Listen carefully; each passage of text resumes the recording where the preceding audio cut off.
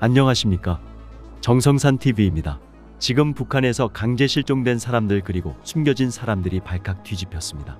강제 실종이란 국가기관 또는 국가의 역할을 자임하는 단체가 사람을 체포, 구금 혹은 납치해 그들의 자유가 박탈되고 법의 보호를 받지 못해 실종되는 것을 말한다.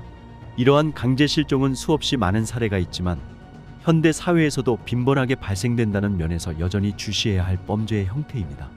유엔은 북한에 의한 강제 실종 피해자가 한국전쟁 당시 납북자를 포함해 20만 명이 넘는 것으로 추산하고 있다. 이들 중에는 북송 제1교포를 비롯 국군포로, 한국전쟁 전시 납북자와 전후 납치 사건인 KAL기 납북 피해자 등을 포함하고 있습니다. 북한 내부에서의 강제 실종도 현재 진행형이다. 김정은 집권 이래 체제 수호를 위해 북한의 정권과 사상에 동조하지 않는 정치범들을 사회로부터 격리시키기 위한 관리소가 여전히 운영되고 있다는 것은 주지의 사실이다. 그리고 북한은 이에 관한 일체의 정보를 제공하지 않고 있습니다. 중국의 경우 지난 2018년 9월 멍웅웨이 국제형사경찰기구 총재가 사라졌고 그로부터 열흘 뒤 중국 국가감찰위가 그를 억류 중에 있었다는 점이 밝혀졌다. 후에 멍웅웨이의 부인 그레이스 멍이 언론을 통해 밝힌 바는 중국 당국과의 정치적 견해 차이로 인해 일종의 숙청이 된 것이라 한다. 유엔 자유권 규약 재구조 제1항 전문에 의하면 누구도 자의적으로 체포, 억류되지 아니한다. 2014년 유엔 조사위원회 결론에 따라 강제 실종이 광범위하게 조직적으로 이뤄지는 중대한 범죄임이 확인된 바 형사법상 반인도 범죄를 적용할 수 있다는 보편적 인식이 자리 잡았다. 끊임없는 부인과 은폐의 상황에서도 북한 당국이 강제 실종 범죄를 지속하는 이유는 무엇일까요? 강제 실종은 조직적 발생이라는 측면에서 국가기관 및 소속 성원들을 운영하는 방식에 주목하지 않을 수 없다. 보위 사업의 범주는 지도자가 필요로 하는 모든 부문을 망라하며 집권의 안정화를 방해하는 모든 불안 요소를 광범위하게 제거하는 것을 최우선 목표로 한다. 국가보위성은 북한 내부 정치뿐 아니라 해외 반탐처를 통한 탈북자 북송, 해외 공작 등의 업무를 담당해왔다. 체포, 구금, 납치, 실종으로 이어지는 과정에서의 생명권 침해와 고문 피해 등의 심각성은 반드시 수반된다고 한다. 그리고 북한 국가보위성의 상급 기관은 국무위원회이다. 김일성 시대 중앙인민위원회, 김정일 시대 최고인민회의 상임위원회가 유일지배체제를 강화하기 위해 설립되었던 것을 감안하면 김정은의 그것은 바로 국무위원회인 것이다.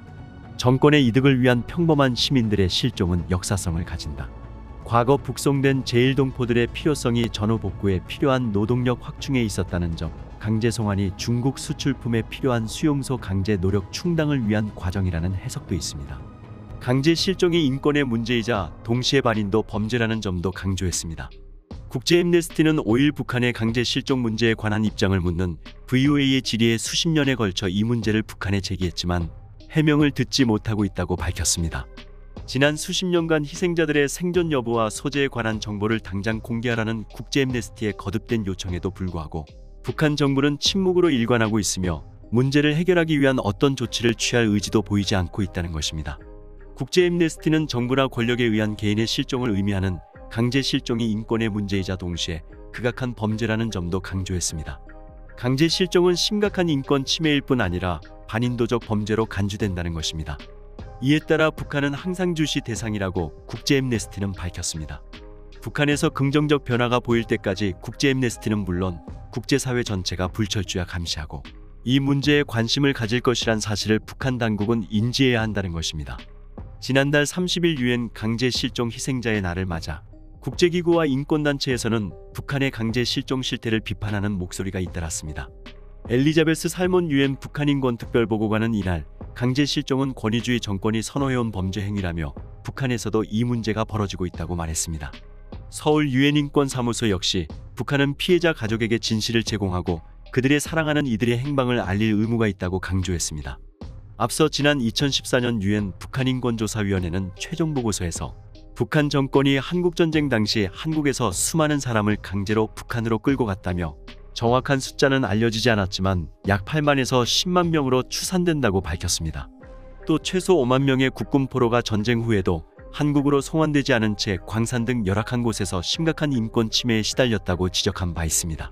보고서는 또한 북한과 일본 정부가 협력해 1959년부터 1984년까지 제1한인 9만 3천여 명을 북한으로 보낸 제1한인 북송사업 역시 납치와 강제 실종으로 분류했습니다.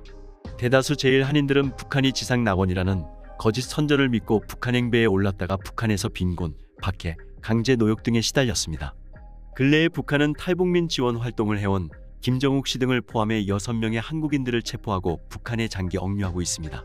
특히 선교사인 김정욱, 김국기, 최춘길 씨는 2013년과 2014년 사이 체포돼 8, 9년째 북한 감옥에 수감 중이며 최근에는 이들의 행방조차 알려지지 않고 있습니다.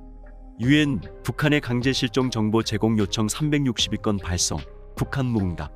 북한 내부 소식통에 따르면 유엔 산하 강제 비자발적 실종 실무그룹이 1980년 이후 북한의 강제 실종과 관련해 362건의 통보문을 보냈지만 북한은 단 한 차례도 응답하지 않았다고 합니다. 유엔 인권이사회는 최근 77차 유엔 총회에 제출한 WGID 보고서에서 실무그룹이 작년 5월 22일부터 올해 5월 13일까지 1년 사이에만 북한에 총 32차례에 걸쳐 납치 강제 실종과 관련한 질의를 했다고 밝혔다. 이로써 실무그룹이 1980년 이후 지금까지 북한에 보낸 강제 실종 관련 통보문은 총 362건에 달한다. 그러나 북한은 단 한 건도 응답하거나 해명하지 않았다. 실무그룹은 보고서에서 북한 정부의 지속적인 비협조에 대해 유감스럽게 생각한다는 입장을 밝히기도 했다. 실무그룹은 제3국에서 북한 국적자에 대한 강제 송환 관행이 지속되는 것에 대해 심각한 우려를 거듭 표명한다며 북한에 국제 의무를 준수하고 국내에서 자유를 박탈당한 모든 사람을 돌보는 의무를 이행할 것을 재차 촉구한다고 했다. 이는 중국이나 동남아시아 국가로 들어간 탈북민들이 적발될 경우 북송되는 문제를 언급한 것이다. 1980년 유엔 인권위원회 결의로 설치된 WGID는 국가가 개입된 실종 사건의 피해자 생사와 소재 확인을 임무로 한다. 실무그룹은 지난 2015년 5월 북한 당국에 방북 조사를 요청한 뒤 2020년 3월에도 이를 상기하는 서한을 보냈지만 북한 정부는 호응하지 않고 있다고 밝혔다고 VOA가 전했다.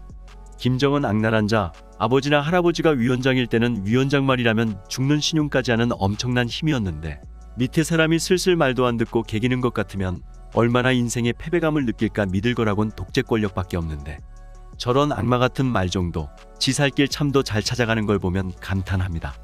한민족의 역사가 북한 국민들에게 영원히 사죄해야 만번 죽어 마땅한 죄인들.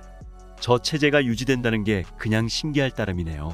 정성산TV 좋아요, 구독, 알림은 큰 힘이 됩니다. 후원해주시는 모든 분들께 가열차게 멸공.